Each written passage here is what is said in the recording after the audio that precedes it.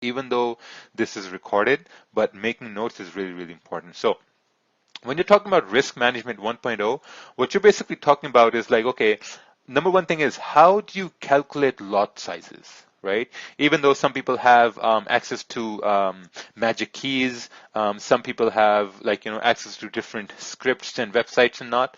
But like the main thing is how do you actually calculate lot sizes? So this is what we used in the start to calculate lot sizes. So let's say you have risk, right? Dollar risk. Let's say someone has $1,000 account and they say, okay, I want to risk maybe $50. I want to risk $50.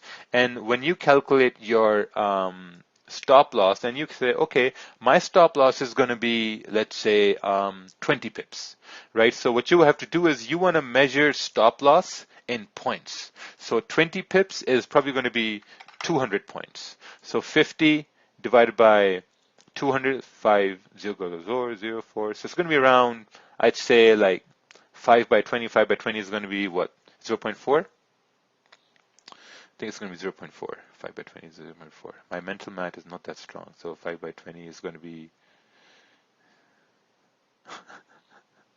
oh, 0.25. 0.25. Yeah, my bad. So it's going to be 0.25. So for you to risk $50 on a 20 pip stop loss, you'll be using a 0.25 lot.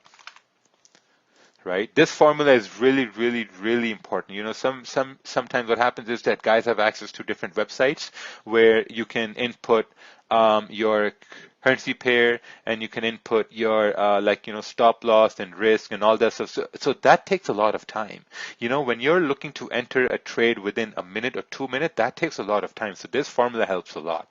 I have a calculator at my disposal, so I'm really, really easy. It's done. So if you write this formula down, it's going to help you out a lot in determining what your lot size is going to be.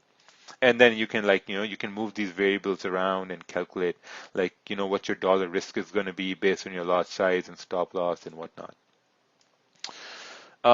Does this change based on leverage? No. No. The only thing that changes based on leverage is your risk that you can use at any given time. If you have a lower leverage, you cannot use high risk. If you have a higher leverage, then you can use a lot of risk. So there's a little difference right there. So now risk is basically divided into two parts, right? Number one part is your static risk.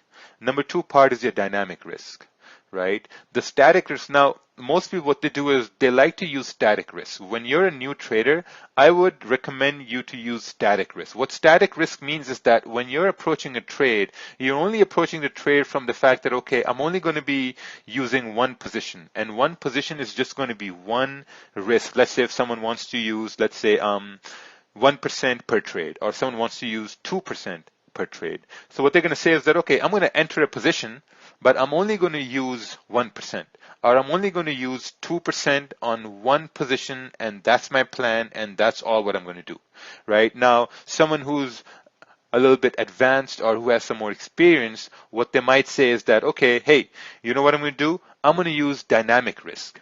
Now, dynamic risk comes in when you're really breaking down your risk. So what this means is let's say if you're going to say, I'm going to use 2% risk, but I'm going to break down that 2% into two 1% positions. Really important. Let's say if someone says, let's say we have Mac here, right? Mac, or we have Brian here. And Brian says, hey, you know what I'm going to do, guys? I'm going to use 3% risk on this one trade. But what I'm going to do is I'm going to break down 3% into three 1% positions. Make sense? Now you're breaking down your risk. That's what dynamic risk is.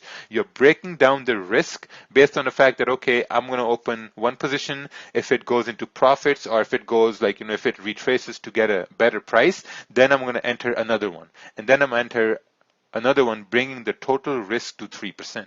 But when you're using static risk, you're only using one position, and you're only using a static risk, let's say just 2%, or just 3%, and so on. Formula should be applicable if you change currency to pound and risk. Yes. So basically, when we talk about pips and we talk about normal risk, where we're just making sure that it's calculated based on the lot sizes. So just to make it very simple for everybody. Perfect. So let's move on to break time is, let's see if